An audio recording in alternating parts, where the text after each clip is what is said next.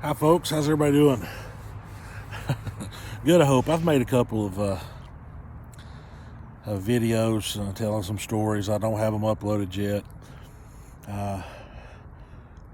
I've said in a few of my videos that most of my stories are from personal experience, and that makes them funnier to me and much easier to tell. But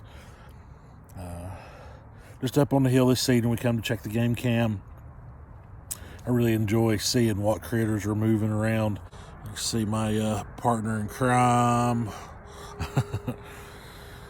Anyway, so I was talking with some people, and I was talking with my daughter Lexi, and she was asking about cast iron skillets and why is it so different and how does it work and why won't I let her clean mine like the regular dishes and things of that nature. We was talking about it, and I mentioned a story, and she's like, "Oh, you told me that one." She said that would make a good video. And so I'll tell you a little story.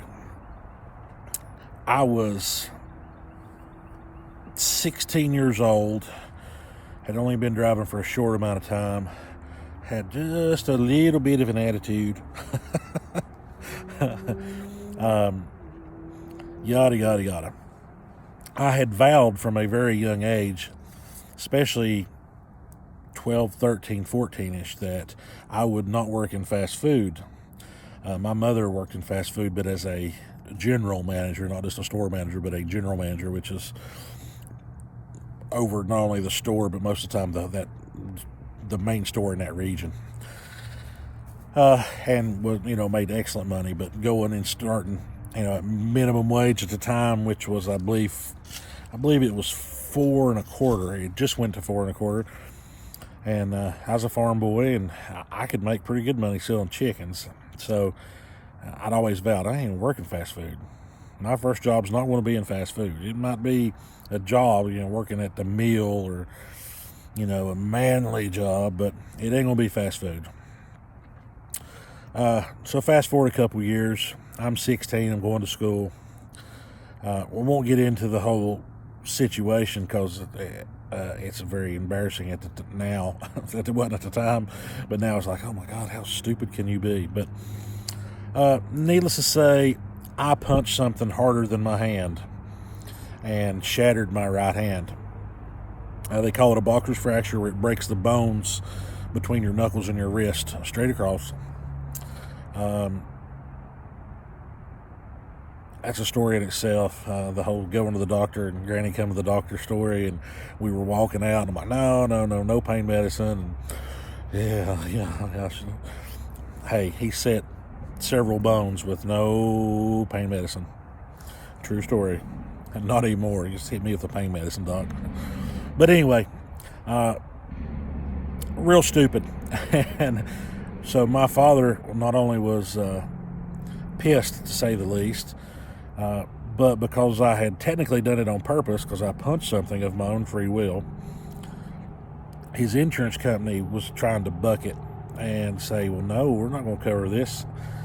Long story short, they said we'll cover half of it. The doctor has charged for 4 different surgeries. It was one surgery, 4 different bones, and he charged for 4 separate surgeries. So they said we'll pay half the bill, but the rest of it's up to you. Several phone calls, even a few made of my own. The doctor bills come down some.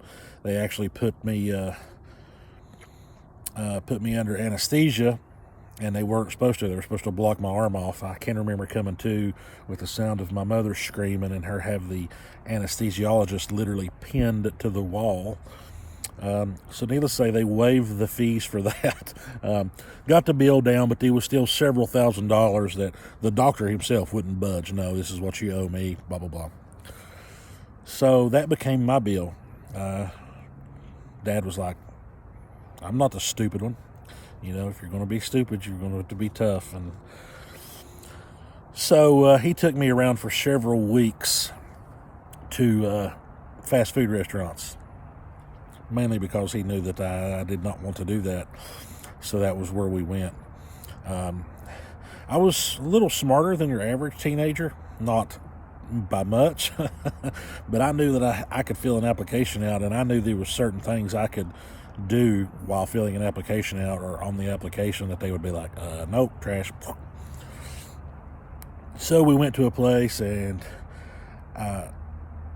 Hardee's in Bloomingdale. It had not been open long. It was a fairly new restaurant at the time. I can't remember what year they opened, but it was just in the first year, maybe two of them opening. And we stop, we go inside. No, we're going to fill it out here. Okay, no problem. So I filled the application out. I get up, I go to walk to turn the application in. Dad says, come here. He gets the application. I wrote so sloppy you could hardly read anything. And he's like, just go up there and ask for another one. So I did. Come back to the table, I sit down, I start to fill it out, and he says, no. Let me have it. Needless to say, 2 days later, I get a call from Hardee's. They're looking to hire a young man to flip hamburgers, even though I had a hand broken in a cast. No shit, it really happened that way. It was very surprising then, and even now, I was like, oh, you got to be kidding me. So I had no choice. I had these doctor bills that Dad was going to make me pay and should have. And so I went to work at Hardee's flipping hamburgers. And I actually kind of liked it because I worked nights. I'd come home from school for an hour or two, feed the critters, mess around at the house, and then I'd go to Hardee's for 4 or 5 hours, 6 hours sometimes, and work. I would flip burgers and make food for a couple of hours. And then most of the time they closed, and then I had to do the dishes. Boy, I don't like doing dishes at all now, but then it didn't seem like too bad of a gig. Try your luck at getting me to wash dishes for 4 1/4 an hour now. Does that mean I'm spoiled, or I don't know, but it ain't going to happen. I have teenagers. They do dishes for free. So anyway, I'm at work, and there's several good stories from that place. We got in a water fight one night that I don't see how the place survived, but so I'm there one night, and I'm washing dishes, and I'm really going at it. A lot of times the manager at night would actually everything was done.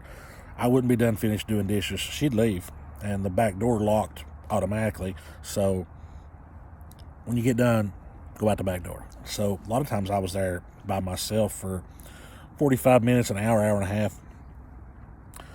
So I'm really going at it. I got some music cranked up, and I get all the dishes done. And I'm a little bit early, and I'm like, well, I don't want to leave earlier than I'm supposed to, and I don't want to just stand here. So I thought, well, wait a minute. I found this large rack of pans on a rack, and I'm like, man, I don't know. So a little hindsight to what these was is Hardee's makes fresh biscuits, right? You remember the Hardee's commercial, fresh, not frozen? Well, that's only kind of true. They did have a crew of people come in very, very early in the morning and make fresh scratch biscuits. Now, they made these biscuits, they put them on these trays and put them in these racks. They would let them rise or do whatever, and then they would put them in the oven. And the biscuits, for the first thing that morning, they would cook almost until done, okay? And then they would pull them out, slide them back in these racks out of the oven and let them cool. And then they had this cover that went around them after they cooled. Then they would also make racks do the same thing. They would actually cook them until they were a regular biscuit and they were cooked through, but they wasn't browned yet. They would put those back on the racks, making my mouth water. I like biscuits. And they would put them in the freezer and freeze those, just freeze them.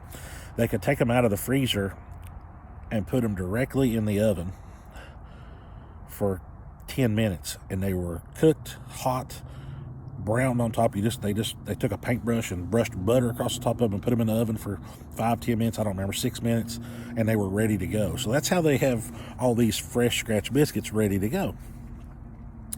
I didn't really know how that process worked, and I damn sure didn't know about seasoned pans and biscuits and breads and things.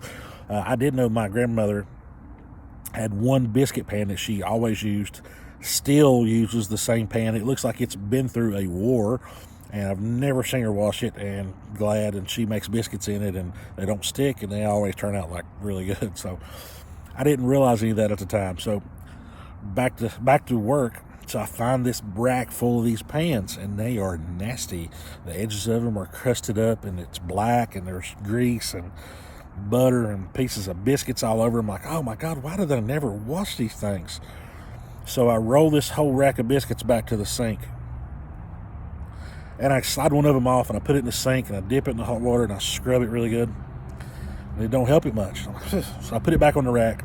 There was a wash shower for basin shower, and where they kept mops and blah blah blah. And I pulled everything out of this thing, rolled the whole tray in there.